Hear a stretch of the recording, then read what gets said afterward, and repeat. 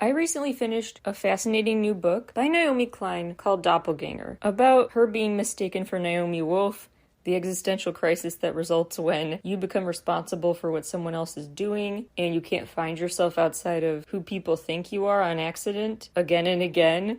What does it mean to create yourself, to come into your own when people forget who you are anyway at the end of the day? She uses personal experiences in a really interesting way as a jumping off point to get into the nitty-gritty of the history of the double in movies, books, etc. And I'm going to expand that into talking about the SMCU. I think the less you know, the better when you start reading Doppelganger. It's so sprawling and weird. Just stay on for the ride and you'll enjoy it more. Trust that it'll make sense the more you read. Same with this episode. It's going to be kind of twisty, but hang on, it'll all make sense when I'm done tying everything together. It'll seem unrelated, but it's not. So let's talk about the SMCU in the context of the mirror world. Before getting to the book, keep in mind 3 things. 1, the Ralph Waldo Emerson quote, "My life is for itself and not for a spectacle."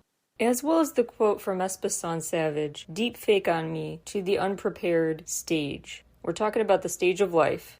3rd, keep in mind the SMCU, as I talk about first, a bunch of examples of movies and books that have used doppelgangers as the main plot point. And we are starting with The Student of Prague, which is a German art film considered to really help popularize German art films, make them a more legitimate piece of media. This silent horror film, the first of its kind, from 1913. It's called The Student of Prague, but actually a German title translation is A Bargain with Satan. It's been remade several times, as recently as 2004, and it is kind of influenced by quite an amalgamation from Edgar Allan Poe to Faust, Mephistopheles, who we talked about in my TXT reference guide episode about the name chapter Temptations inspiration. So some classic literature was tied into this story, which is set in 1820. It follows a student of Prague who's really poor, desperate for cash. This guy Scapinelli offers him $100K in gold in exchange for anything he has on him. Like, give me any belonging you have with you and I'll give you the money.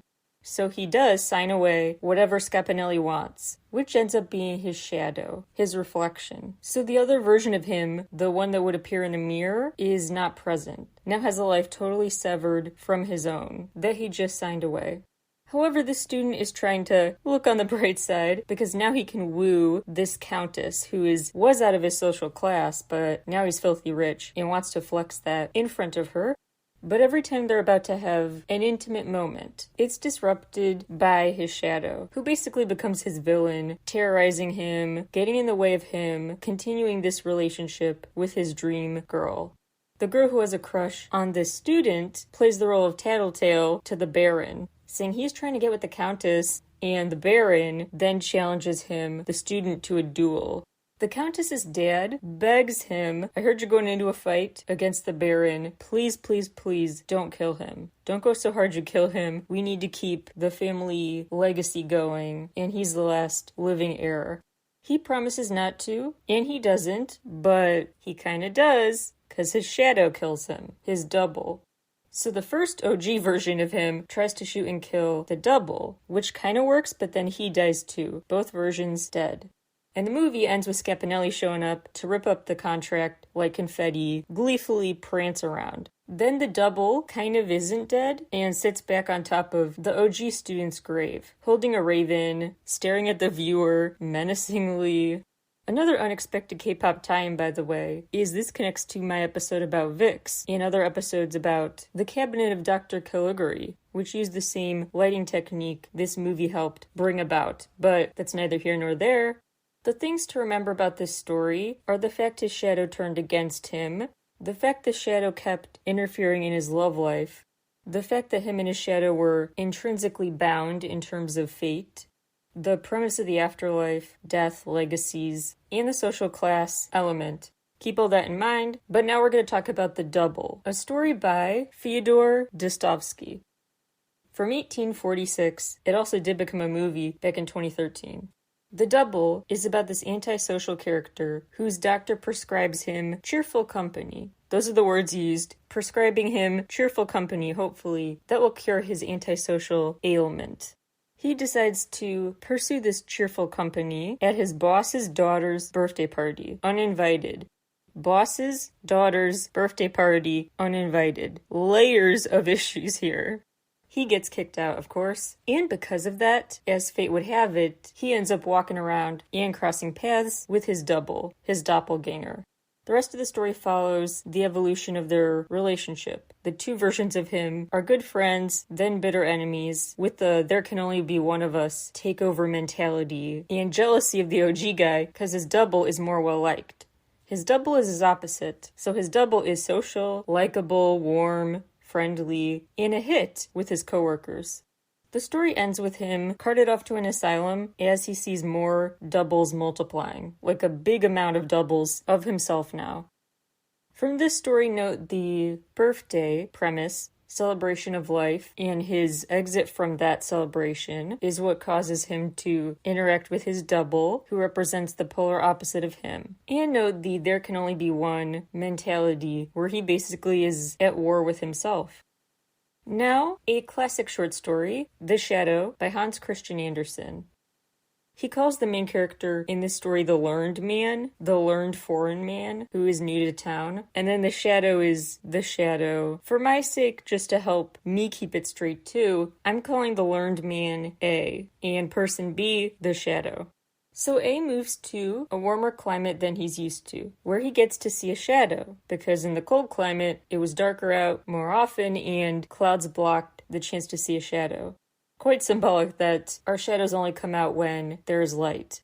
And this super hot climate means that all the townspeople don't really get out and socialize and go about their business until nightfall when it's cooler. So they all go out when their shadows cannot physically be produced. A becomes fascinated when he first starts to see B during the days and writes a bunch of stories about him. Stories like, you cannot make this up, how incredible he is, how fascinating and abnormal he is. Years go by and he gets a knock from B. His shadow pays him a visit and is super well dressed. So he shows up with a ton of bling, looking like he's worth $1 million and spent it all. He says he just felt inclined to come home one more time before death, so this visit will put his mind at ease. B gushes to A, catching him up to speed, like, I've been living the life. Now I want to get married and settle down. I've had a great fortune in life, so many adventures. I really feel like I've lived a very full human experience. A is happy for him, but seems to get distraught, like, you really experienced the world while I was here writing about it, not witnessing it, not really living as an active member of it, but a passive observer. So B says this was a rookie mistake, basically, and says what you need to do is travel. So come with me on a trip, you can be the shadow. So now A and B have switched places. So A is taking a trip with B as his shadow. So now A is the shadow. This princess, who is deemed too sharp-sighted, in the author's words, that's her main flaw, susses out why they're there, and she knows this traveler is having problems with his shadow. She ends up dancing with and falling in love with the shadow. So in this moment, I think that shadow is A, but the confusion is intentional. We'll get to that. She's like, I love this guy, but I can't, be with him long term unless I know he also has, quote, well-grounded knowledge. So she asks him a question to prove he's smart, basically, street smart, and he can't answer. But he says, look, I know someone who can. Let me go fetch B. He knows me really well. We've grown up together. He knows how to answer this. He will provide the answer for sure, which doesn't happen. The princess and the shadow get engaged. Again, still kind of confused who's still the shadow here she's engaged to, but it's kept secret from the other. So if she's engaged to A, B doesn't know. If it's B, A doesn't know, and that's how they like it. B pities A and tells him poor thing thinks he's become a real man, but he's always been the shadow. It's a little like in SpongeBob. I know classic SpongeBob references are my weird staple, but it's really like the SpongeBob episode when SpongeBob pretends to be dumb, so Patrick looks smarter, and then Patrick starts telling his folks, oh, poor thing, he thought he was once smart, but he's always been dumb. Like that buying his own BS situation. The B in this story is doing that. Like, oh, poor shadow. Guy thought he was once a real man that turned into a shadow. I had no part in that. At the end now it seems like B is the one who married the princess because, quote, the learned man heard nothing of all these festivities, for he had already been executed, unquote. The end. Lots to unpack there. I'll let you kind of just sit with it and ponder what the most symbolic details are worth remembering from that. But let's move on to Duel, a movie that just came out in 2002.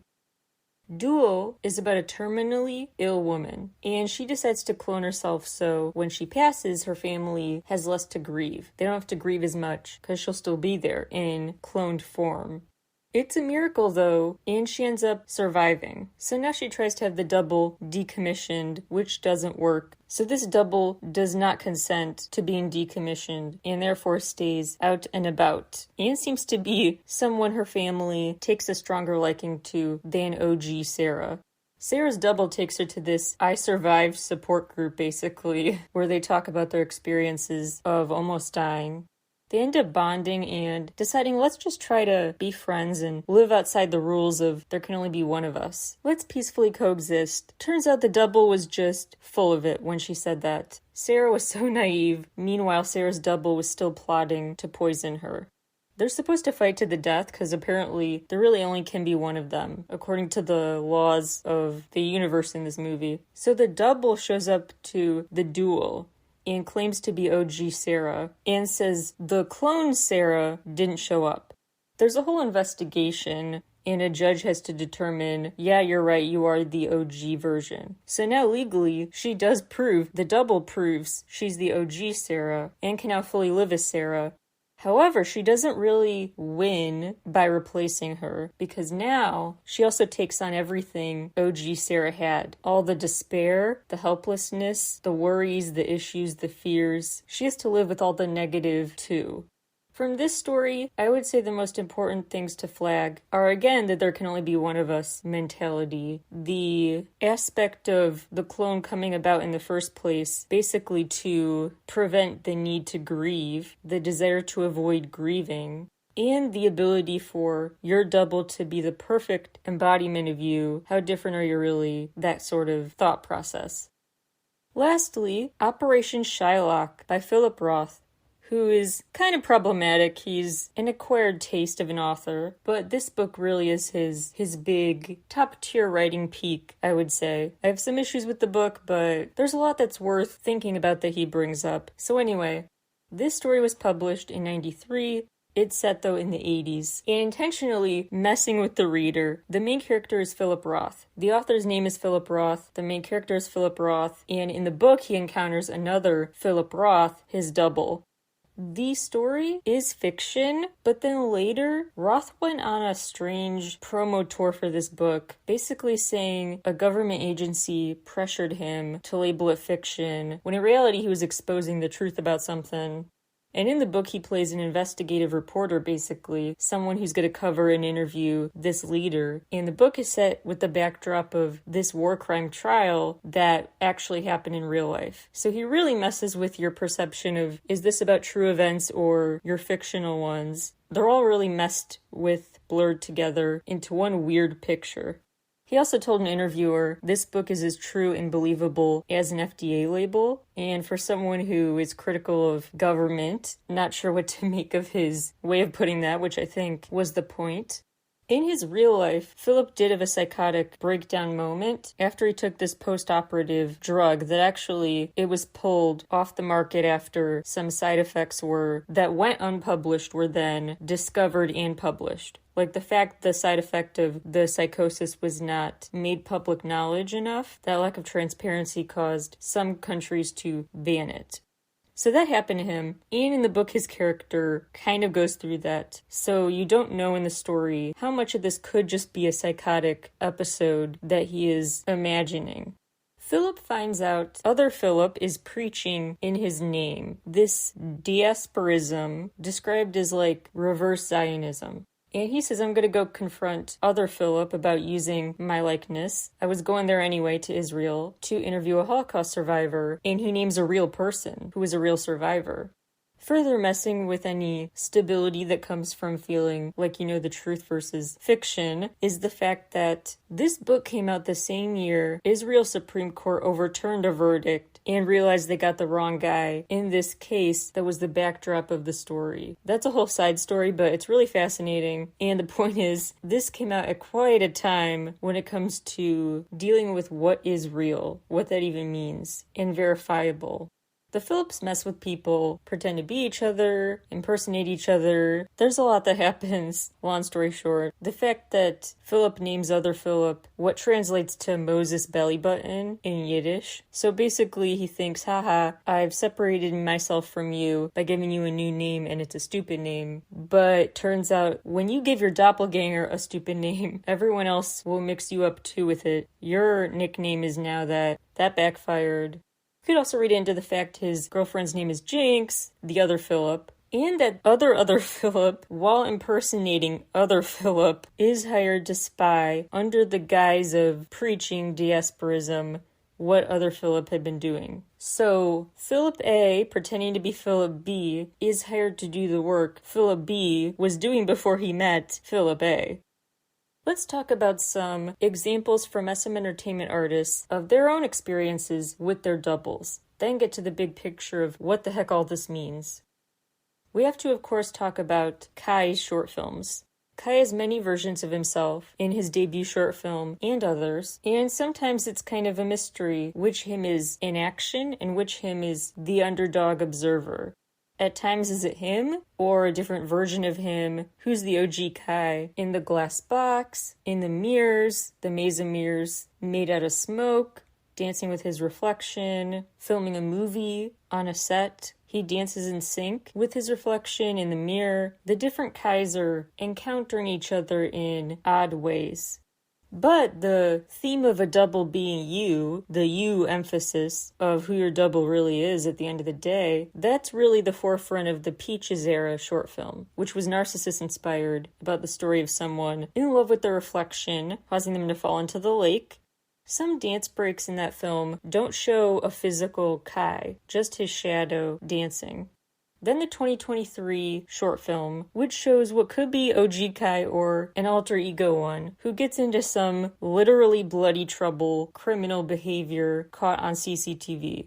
He's also in a passenger seat of a car, and it's unclear if anyone's driving, so his ghostly self, his shadow, might have taken the wheel. If so, super symbolic. Evil Kai is severed from good pure Kai, at times completely, meant to be very distinct. Just like in TAEMIN's videos, evil TAEMIN from the night of the car crash, the robbery, etc. is meant to kind of be separate from good TAEMIN. However, TAEMIN uses reflections, mirrors, etc. a lot in his videos to show he's literally having to confront, go face to face with that side of him, and remember that side of him is him. He can't fully separate himself from it and its consequences. And this alternate TAEMIN also is hard to take a clean break from because we see, like in the Press Your Number video, he realizes he's both. He is the victim and the perpetrator. Quick blink and you'll miss it changes show that he's the one tied up in ropes versus the one who did the tying, for example. He is kidnapping, is hurting himself. This sense of doubling is also obviously huge in aespa's story. Check out the aespa and Kwanya deep dive episodes for more of that backstory. But you know, their digital alter egos, they often reckon with in their short films. How much of those alter egos is the real them versus an image they're projecting online for fitting in sake? And the times they have to grapple with what happens when their 3D selves enter their 4D world, what that means. They dimension hop. They also at one point are trapped in boxes behind glass. The EXO members were in that trapped state once too, at least once. Maybe their alter egos kidnapped them and trapped them, or maybe they trapped their alter egos. There's of course what we talked about at length in episodes of NCT Talk, like the past and future monologue, about the sea of unconscious and how their story refers to this sense of connecting people to people, different sides to yourself, the unconscious and conscious minds mingling. Then what seems super symbolic in hindsight, and is all about this doubling, a different side of yourself simultaneously doing stuff in the world. is EXO's introductory Mama era monologue about the force of evil, the tree of life split in half, the twin forces that divided, created things that looked alike, traveled apart. I'm paraphrasing sort of. These legends were split up into mirrored realms. Remember, the words were, I believe, they shall stand on the same ground, but see different skies. And eventually the legends are thought to greet each other again and try to reunite into a perfect route to open up a new world. Also in EXO's early days, they had that communication with the surreal effect of using the mirrors to communicate. Like, with a wave of their arm, suddenly in the mirror was not their reflection staring back at them, but a different member. Mirrors are really big in some shiny videos too. Like in Tell Me What to Do, actually, there's a moment like that where Key stares in the mirror, which seems to trigger, right afterwards, a flashback to that pivotal car crash scene. So the night where an alter ego is acting up comes to mind after you have to stare at yourself in the mirror. To make sense of all this, let's get to Sigmund Freud and how he defined the uncanny. What is the uncanny valley theory really all about? Freud believed that previous definitions of the uncanny were lacking and too one-dimensional. Some scholars, philosophers, etc., theorized that what was uncanny, what made you feel uncomfortable about how lifelike something seemed, although something still seems a bit off about it, had to do with psychology. Your feelings as you look at it. Like a lifelike doll, right? Like mannequins. Those can give you a creepy, creeped out sense of the uncanny. It's too lifelike, but not lifelike. And that weird plane of existence between the two, our brains struggle to compute and be okay with. Freud argued this was too simplistic, though, to just say if it stokes a sense of discomfort or fear, that's uncanny, because it's too lifelike. That's a part of it, but it's not just that it made you feel like it's kind of stoking a memory or familiarity of some kind in a weird way, a weird distorted type of deja vu and confusion about what's real and what's this weird creation, this manufactured thing. He also said it's not just psychological, but aesthetic. That previous ways of talking about what was uncanny focused on stuff that was gory, ugly, frightening, or a mix. But he said, just because something's ugly, or gory, or frightening, or all the above, does not mean it's uncanny. It could work in reverse, but not the other way too. So maybe all uncanny things are considered frightening, but not all frightening things are uncanny. So he said that what he thinks really counts that makes something uncanny is the mix of deja vu, distorted deja vu, a sense of I've kind of seen this before, but it's also different. What he called intellectual uncertainty. Your intellectual uncertainty mixed with this aesthetic component, and neither explanation suffices without the other part too. And he said it has to tap into some sort of memory or knowledge that you've had. Your psyche's basically unconscious reveal. He really wrote extensively about the history of that word, the words referring to what's uncanny, and how basically that origin word you could take the root of it and apply it to a word meaning the opposite. So it's a topsy-turvy concept with a topsy-turvy origin. He concluded basically it's, quote, that species of the frightening that goes back to what was once well-known and had long been familiar, unquote. Once well-known, long been familiar, appearing in a new, strange to you, unsettling way. Again, though, there was that thought it was also an unconscious reveal, like your psyche was revealing something that was supposed to stay private. So that's why pop culture has really used doppelgangers, what is seen as uncanny, bearing an uncanny resemblance to yourself, as these physical representations of the thoughts, the part of your psyche you hope to keep in the shadows. The self you didn't want to share with the world. That's why people often interpret the double in those stories as representative of the most vulnerable / cringy emotions that you don't want people to know about. The lust, the love, the attempts to be intimate, like in The Student of Prague. The desperation to be noticed, like in The Shadow. There's a whole Oedipal-esque sexual component to some analyses too that ties into the need for lust. We won't get into that analysis today, but that is a very popular way to refer to this stuff. Many ways to interpret what that embodiment is of, but it's basically of something you're embarrassed about and you want to mentally separate yourself from a bit. Detach yourself, distance yourself from that part of you. So Freud actually disagreed with some other people with their definition because he argued they focused too much on the part of unfamiliar, and he focused more on the familiar part, like it's too familiar. This is the side of you write about in your diary, you know so well and keep very close to you. Don't tell anyone. When that stuff comes out, that's what is leaving you feeling like this is uncanny. But he also points out how what's uncanny can also differ based on the circumstances. For example, if you see the number 50, that's whatever, that's not uncanny or weird. But if you see the number 50 4 times in one day, you might start being like, whoa, that's weird. Why did that number have to do with my life today that often? Or when you wander, you're lost, you're looking for your location, and you end up circling back at where you started again and again. Like, whoa, I've been walking forever. How am I back here? Those moments where you feel like, this doesn't make sense. What's wrong here? I can't put my finger on what's wrong here. Those are uncanny moments. So Freud offers a real interesting take on fairy tales and storytelling, period. Because he says it's interesting that fairy tales do not feel uncanny. And he says it's because of audience buy-in. So when we hear a story with the assumption it is true and something happens, we are more likely to feel like, whoa, that's uncanny. That's a weird story. But when we go into a story already believing, yeah, this is a fictional tale, we don't have the same type of quick reaction towards shock or fear or unsettled vertigo, whatever. So he says another nuance that should go with the uncanny definition is that sense of the audience feels betrayed because they were under the impression that something was grounded in a truth that it ends up not being. Their preconceived notions about how the world works were questioned, which threw them for a loop. The way they thought things would work, not coincidentally, were disrupted by what feels like something too strange and specific to be a coincidence. I'll keep going back to the word vertigo because it's that sense of your world is being turned upside down. The ground is out from under you. What is happening? It's going against what you thought was typical. So it's uncanny if it taps into a long-buried, suppressed part of your psyche. If it brings to life a part of you you've tried to keep buried.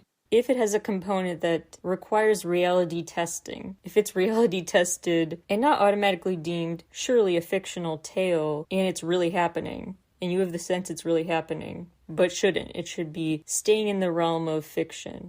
And you take into account psychological and aesthetic implications. All that stuff together sums up when you feel like you're in the uncanny valley. He reiterates this by talking about the story the Sandman used to scare kids into going to bed. Like, hurry up or the Sandman will get you, throw sand in your eyes, then your eyes will pop out of your head and he'll pocket them and steal them. I know, it's terrible. Don't tell your kid that story, but it is a way to get them to go to bed. Anyway, the Sandman can be applied to a lot of what Freud says about what our doppelgangers do for us psychologically. Some people really focus on Olympia, a character who's a lifelike doll, but he actually doesn't view Olympia as a big part of the story at all. He views the Sandman himself as the big symbolic character, not this doll, this living doll. The Sandman's main character is Nathaniel, and he has this childhood trauma that he associates Sandman with. This guy in his life, Coppelius, scares him, and he starts to think this guy is Sandman, or looks a lot like him. So it triggers bad Sandman warning memories of childhood, hearing that story in childhood, when he looks at this guy. That only gets worse when his dad dies in an explosion while this guy is at their house. He goes to Coppola, which turns out to be Coppelius's double, his doppelganger, gets the spyglass from him and sees his new crush, this doll Olympia, through it. He does fall ill though, so readers are left wondering how much of this is just like a fever dream. He falls in love with her, but he also has another breakdown when he looks at her right in the eyes that the Sandman gave her. During a break, he tries throwing her off a building, and Coppelius basically says he'll tire himself out eventually. Nobody run to the rescue, just let him get out his frustration. He has another break when he, through that spyglass again, sees this Coppelius. So whether seeing Coppola or Coppelius, either version triggers that break in him because in his mind he associates this Sandman-type character with childhood trauma. The story ends with Nathaniel jumping off the building and dying. And a big takeaway is the mind of a child and how trauma sticks with you, because a big part of the doppelgangers is representing a part of you that you've long repressed, tucked away in your mind, not unpacked it, and that memory to him has to do with the Sandman fear he got every time he heard the story. That trauma he never dealt with then manifested into who otherwise might have been the love of his life. Freud then kind of counter-argues himself to point out how just because it's a repressed memory does not mean it's uncanny. It also has to, and then he goes into detail about the reality testing requirement. It needs to be up for debate how real it is for the uncanny to take place. Also worth noting is the Sandman story really emphasizes the symbolism of the eyes. The eyes, the windows to the soul, the apple of our eyes, all those phrases representing how much sight, clarity, this terminology makes sight feel like the way to get into a new world. It's a whole possibilities-filled symbol. And the fact he notes the meaning of the Sandman taking what one could argue is the worst thing he could take, people's eyes, people's sense of seeing the world around them metaphorically too, also kind of reminds me of aespa's story. Remember, Karina has this evil eye. She also has that power where her visions, her future predictions come to her once the camera zooms in and we see through her eye, through her literal eye. Then in the first place, the aespa alter egos, their duals, their doubles, are called eyes, AES. And in the Savage video, there's that evil eye of sorts in the background. And adding to that sense of this is surreal, maybe not uncanny, because we do know aespa's story is fiction, but still surreal, is the fact that Karina has this bionic arm when she also has that evil robot eye. Now, bigger picture, lots to unpack here. Let's back up and summarize what the double has represented. In pop culture, philosophy, psychology, the SMCU, tying everything together into a few main categories. The first one is the double as a source of mind-bending, twisting your perception of what's real and what isn't. Kwanya is perfectly epitomizing that, because it's everything and nothing. It is a place that is limitless, a plane of existence beyond space and time, in a category all its own, very undefined though. It has a term, making it specific, but it's also pretty vague what Kwanya even is, and how real it is, and how real what happens there is. It's hard to know with aespa when they're IRL and when it's some sort of virtual reality, because sometimes they literally break the glass, break the barrier between dimensions. Or you see like Giselle and Savage, that the walls ripple like ponds, like it's all a mirage around them. They have some songs like Next Level, where the lyric is literally, this is the real world, I'm awake. But then in Savage, they have lyrics like, I'm locked up in the hallucination frame. So their doubles really complicate the picture of, this is what me is. This is what the real me's existence looks like. So the double is a source of twisting reality, mind-bending. There's also the double as a representation of your most unfiltered self. Remember, Freud viewed it as tapping into these primitive instincts, your most inner feelings, unfiltered, that as you get older you grow more and more fearful of revealing to the public. An uncanny character was viewed as symbolic of this, like in Sandman, with that living doll, thought to represent Nathaniel's fixations. Otto Rank talked about The Student of Prague as a way to show the lust of the main characters being interrupted by that double who jumped into action whenever the student and the countess seemed like they were about to get intimate.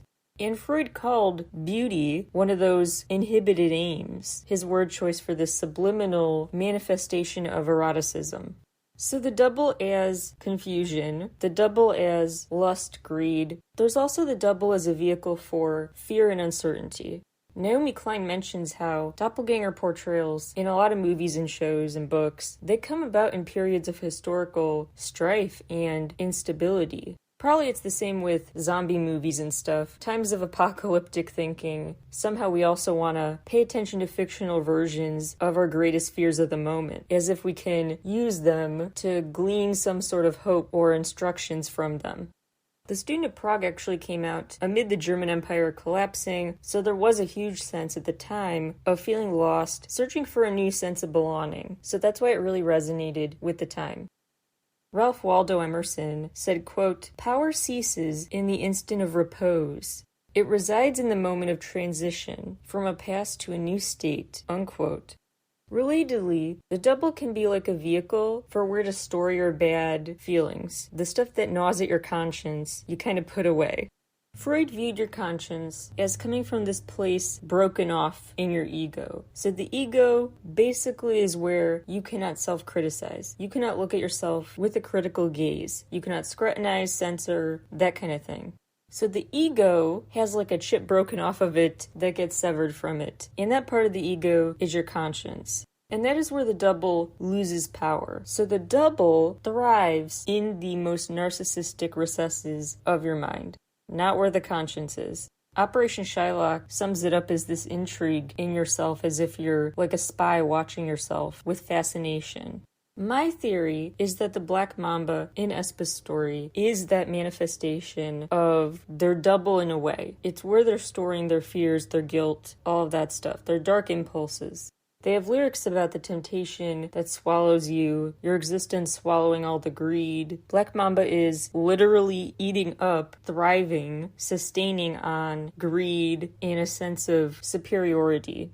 They also, I think, kind of separate themselves from their guilt through their eyes, because part of the reason they turn into them, like when Karina has to turn into her digital self before beating someone up in Girls, is not just technical, but something deeper and psychoanalytical. Like, they cannot be in the headspace, even if they were to have the physical capability to use their superpowers without changing forms, they wouldn't do it, because they need to feel like they're in an alter ego body to feel mentally permitted to go forth and commit violence in their superhero fights. That's how I view it.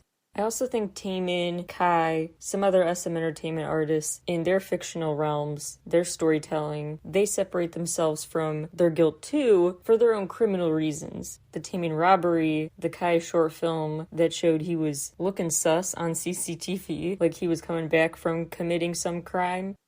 Then there's the double as a mini-me, which has to do with the ego boost.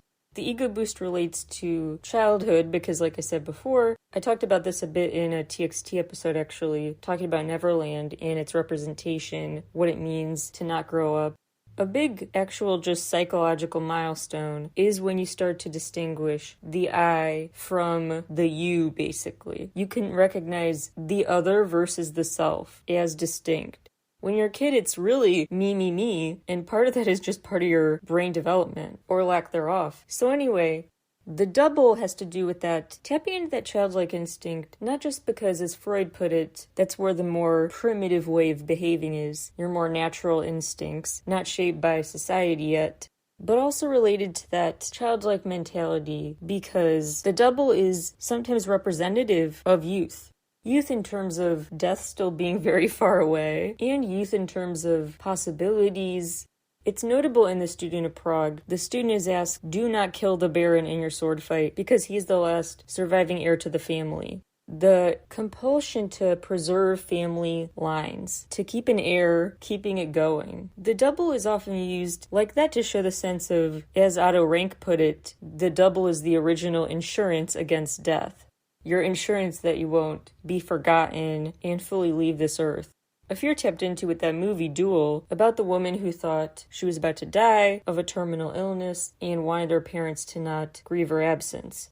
So in ways overt and subtle, the double is a way to channel the fear of death and erasure.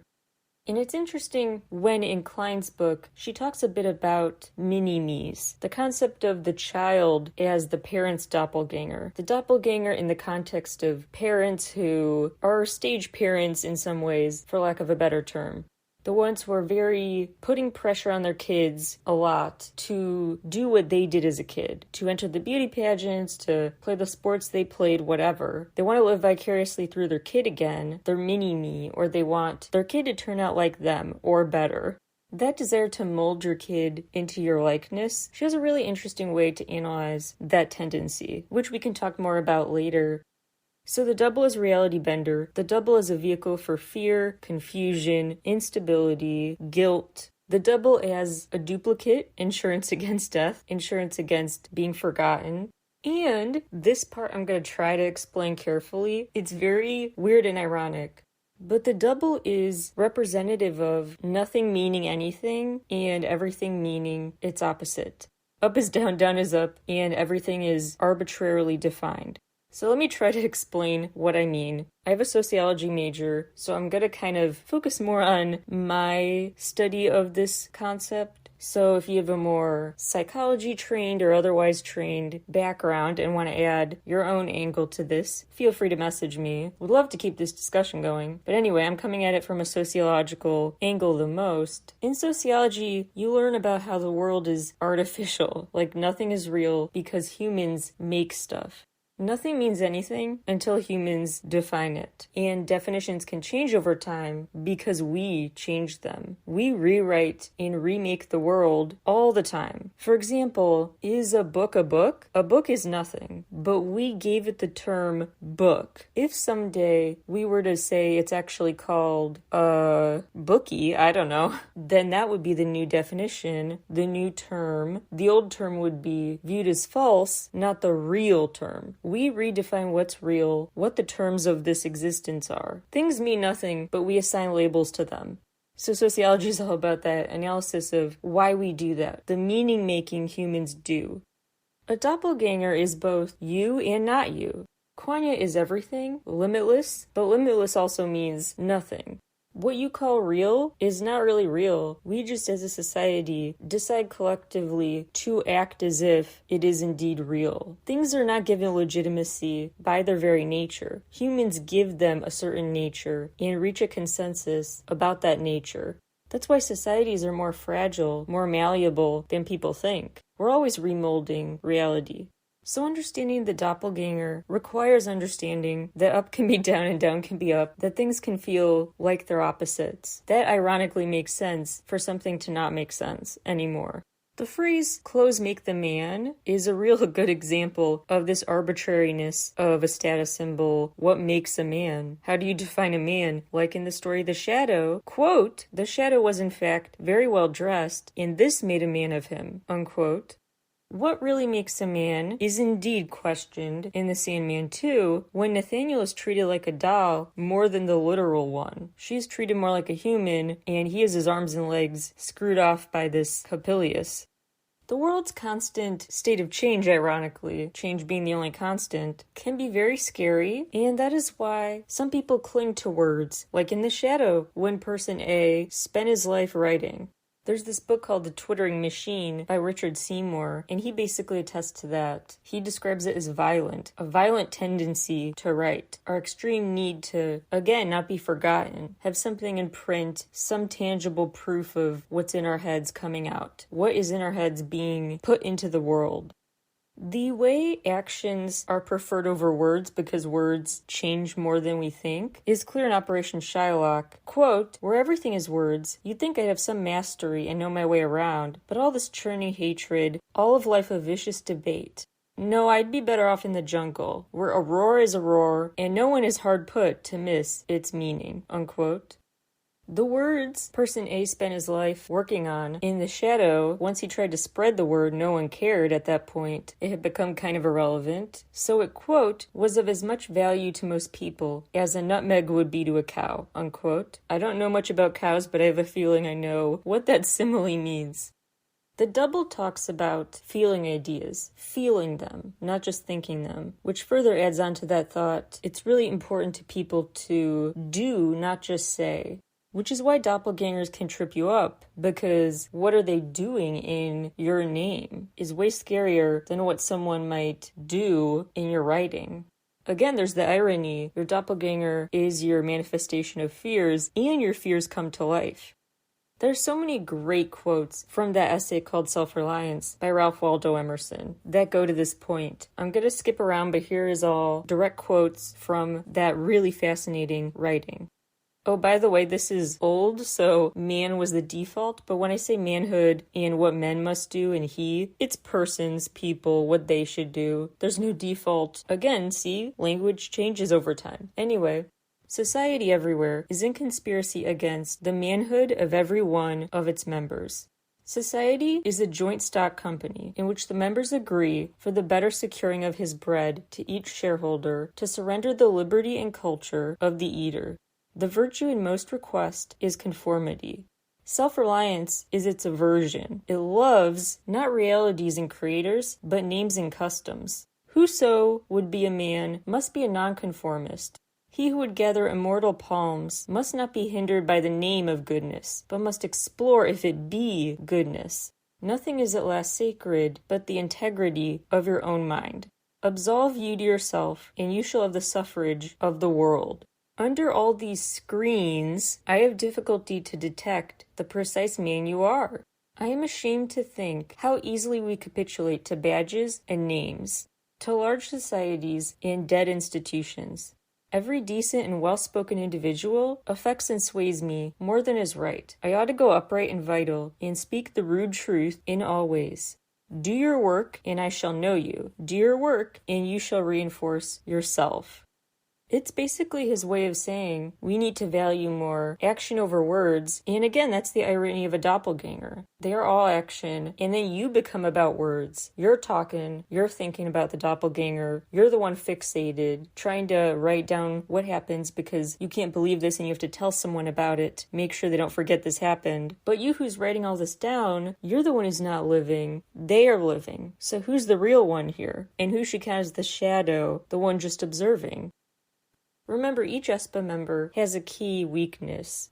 I won't recap them all here, but remember the main weakness of Winter's character is gossip and rumors, letting other people's words get to her and consume her mind. She's living in minds of others, and that is her error.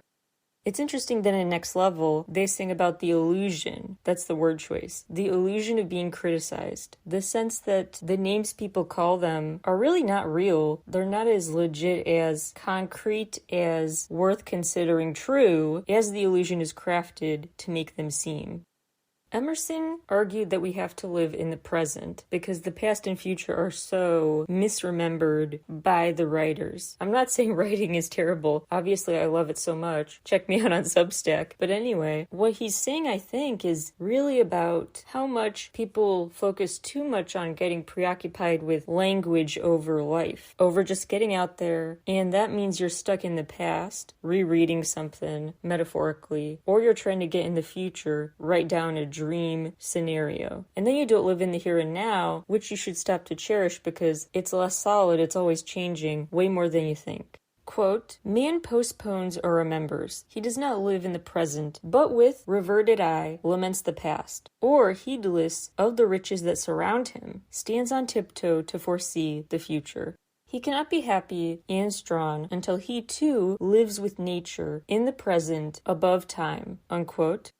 The doppelganger, therefore, is kind of a time capsule, hence why some people compare it to like a mini-me, a way parents want to go revisit the past or project an ideal new future path for them through their children. But the true happiness comes with not worrying about who they'll become, but just letting them be who they are. And I love using the phrase above time here, pointing out how time in itself is also a social construct. That's why we have daylight savings time. Yeah, we can just randomly, as a society, say, yup, time change, because it's arbitrary. It's socially created, and so if you don't worry about those changing constructions, you can enjoy the present. The doppelganger then is, again, ironic as a tool to seemingly protect yourself, but it's also a perfect example of doing the opposite, keeping yourself dealing with fighting your past and or future. So this also adds to the irony of Quanya, which describes itself as a place above space and time constraints. So isn't that the present moment? Isn't that more definitive of life right now than the things that are considered real life? What's really arbitrary and fake? I love this Emerson quote so freaking much. It's a long one, but I think it's awesome. The centuries are conspirators against the sanity and authority of the soul. Time and space are but physiological colors, which the eye makes, but the soul is light. Where it is day, where it was is night. And history is an impertinence and an injury, if it be anything more than a cheerful epilogue or parable of my being and becoming. Man is timid and apologetic. He is no longer upright. He dares not say I think, I am, but quote some saint or sage. He is ashamed before the blade of grass or the blowing rose. The roses under my window make no reference to former roses or better ones. They are for what they are. There is no time to them. The thought, the good, shall be wholly strange and new. It shall exclude example and experience." Unquote. Yeah, it's an interesting counter-argument to learn from the past and prepare for the future outlooks. The doppelganger makes you question what you think and are. So when you can't fill in the blank, I think or I am, and instead quote, as he says, some saint or sage, that's because you've lost yourself, your sense of identity, by trying to split it in two. Recall in Quanya, the characters have to follow 3 rules.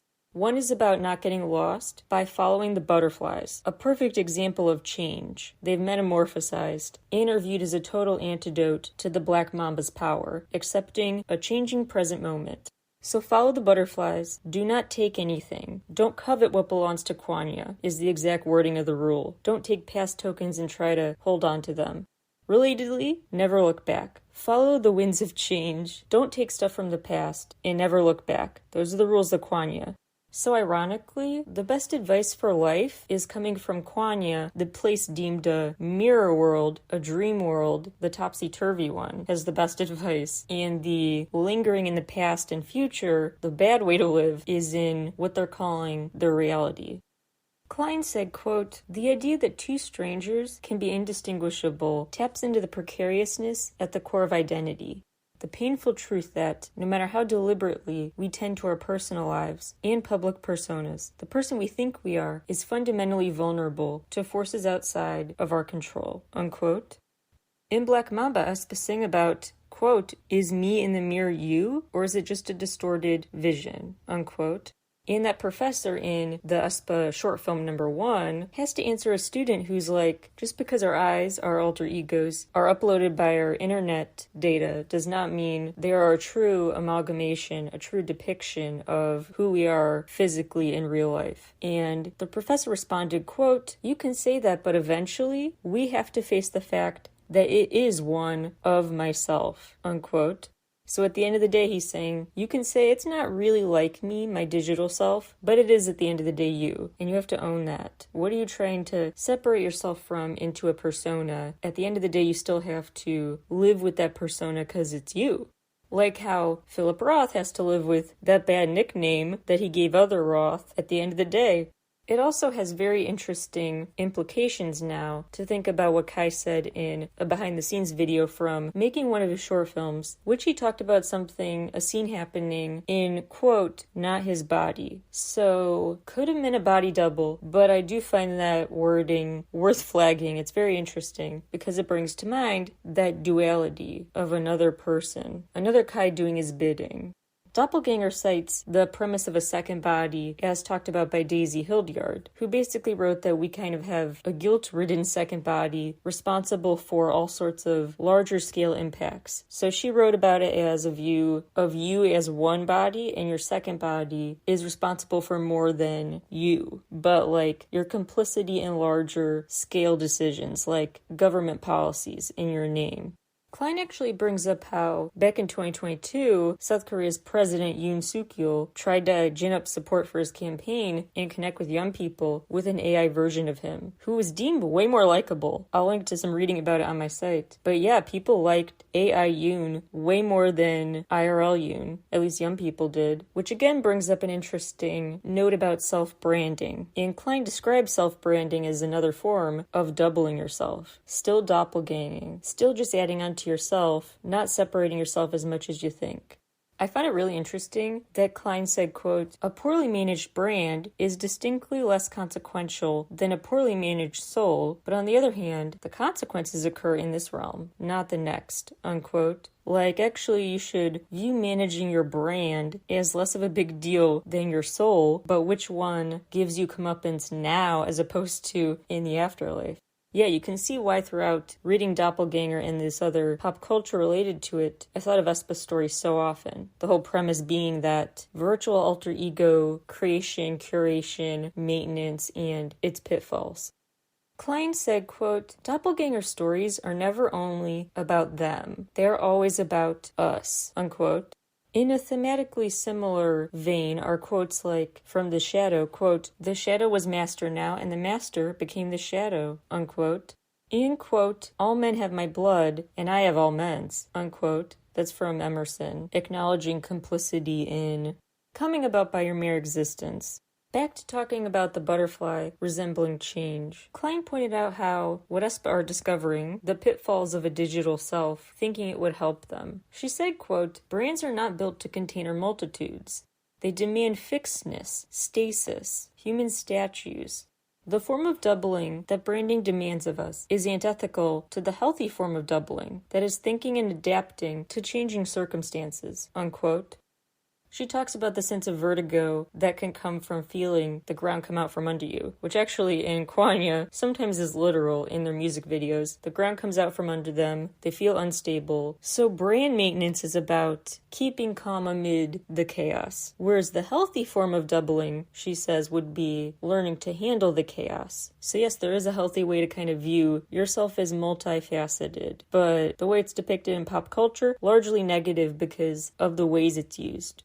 That sense of vertigo is kind of alluded to in Operation Shylock when he talks about, quote, a total lack of gravity, reliance at too many key points, an absence of inner coherence, unquote.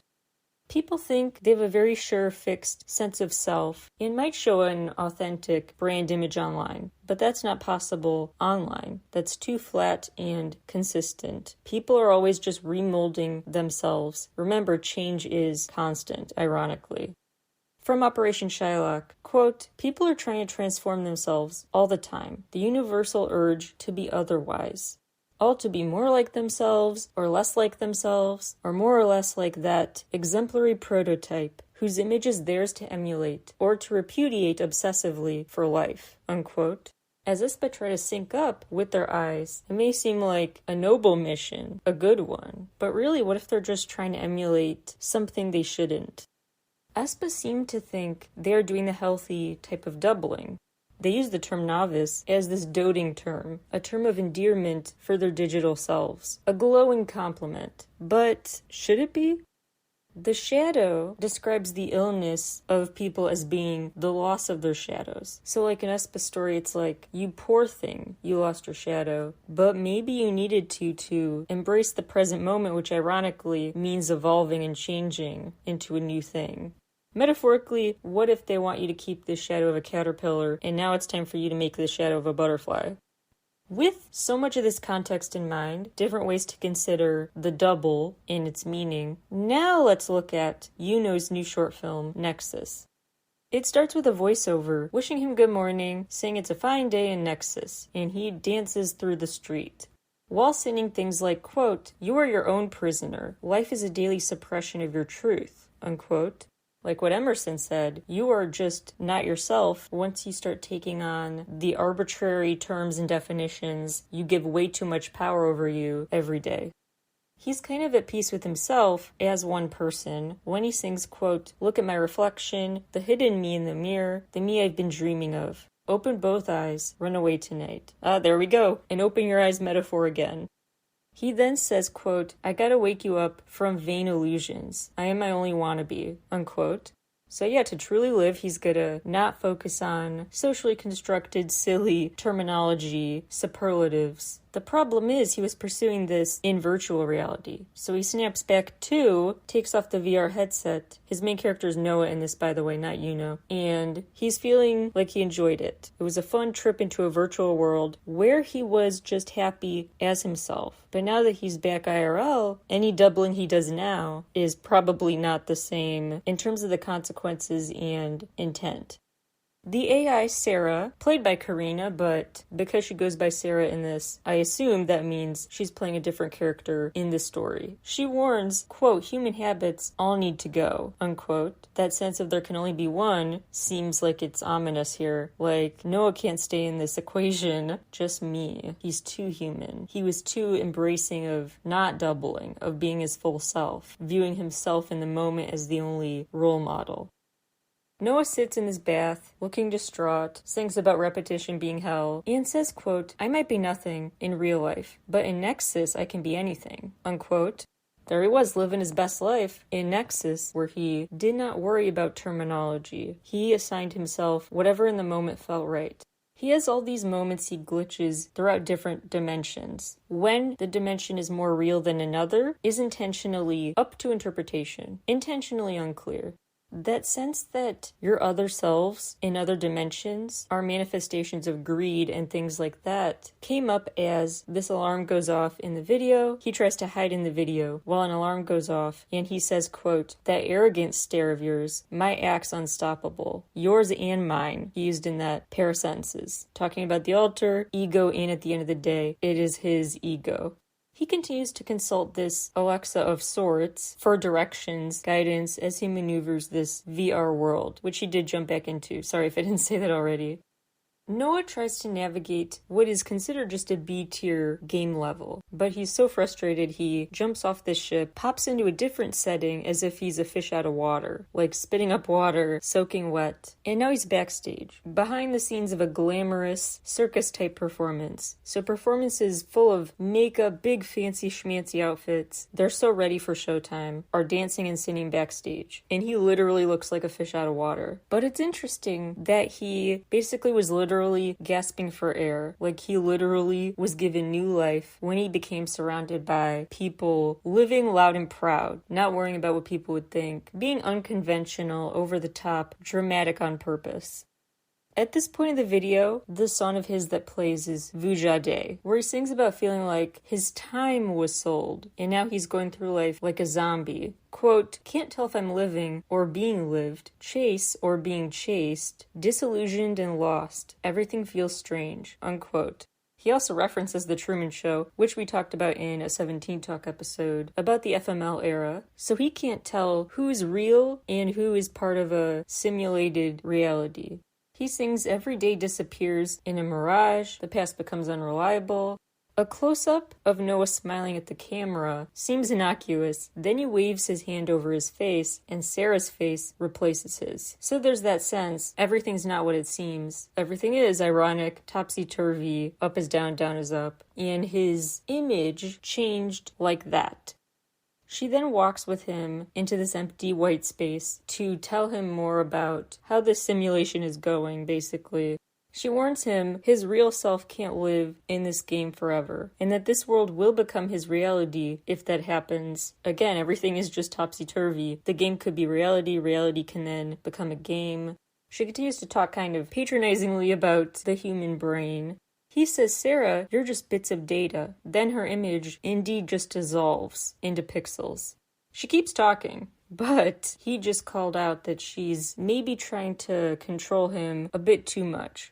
She's getting a bit too conceited with her sense of importance and knowledge. Sound familiar? She's starting to seem like an ego. This virtual consultant shaping his decisions is kind of starting to emulate this unchecked ego.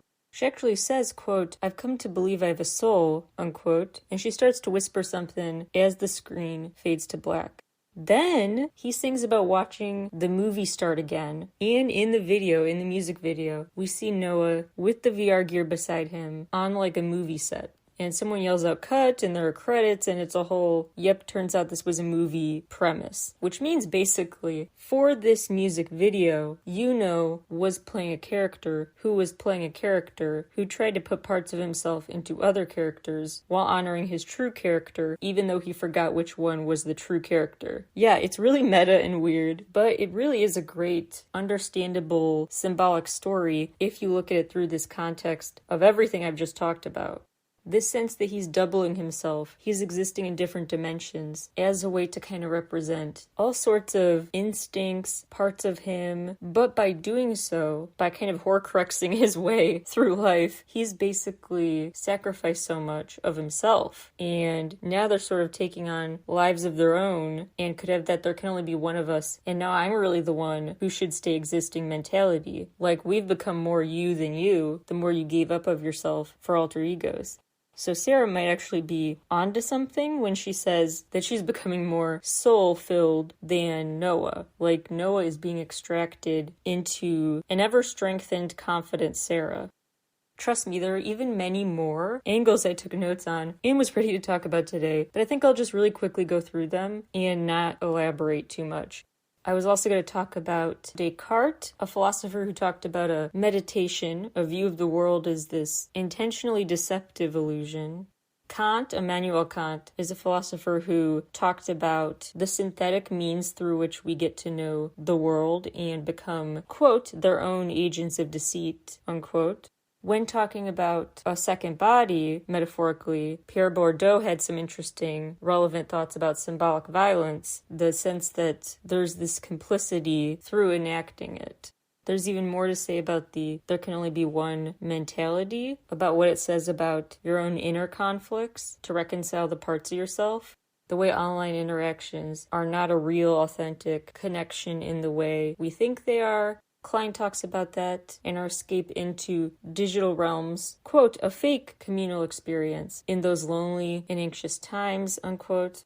As an autistic person, the chapter of Klein's book that really just was so powerful to me to read, so emotional, is about autism and it getting roped into anti-vax narratives and being treated as this terrible disease and all those harmful, let's fix you ways of describing it as a big issue, you poor thing, which relates to the parent wanting a mini-me premise. Like, what happened to my kid? I envisioned having a kid who was not like this, and then realizing maybe you shouldn't have tried to manifest what your kid would be like and just met them when they showed up. And if they ended up autistic, so be it. But anyway, I love the chapter, the way she talks about how people like me deserve to be thought of way differently, more capable. She actually talked about us in a way I will think about forever, really. I honestly feel like putting it on a whiteboard or something. She was thinking about how autistic people maybe don't mirror the world around us much. But she said, quote, do we really need more mirrors? How about some portals to somewhere new, unquote. I love that. Other people mirror the world around them. I'm off to myself exploring new whole portals of looking at the world.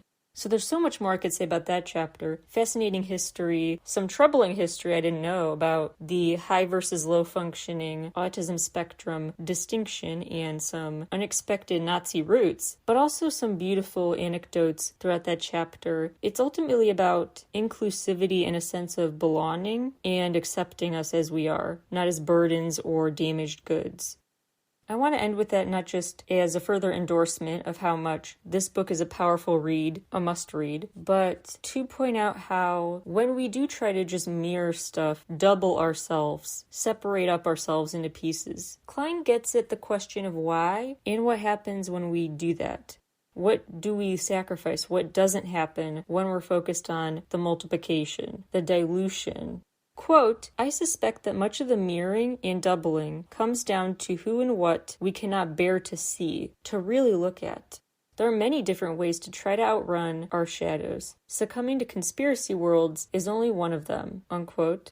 What shadows are we trying to outrun? That's a big bottom line. So I'm not saying doubling yourself or viewing yourself as having a different person coexisting in you is bad inherently. Remember, nothing is inherently anything. We define stuff. But anyway, it's up to what you make of it. It could be your portal to a new way to see the world, but it could also be your roadblock, even though you thought it was the opposite.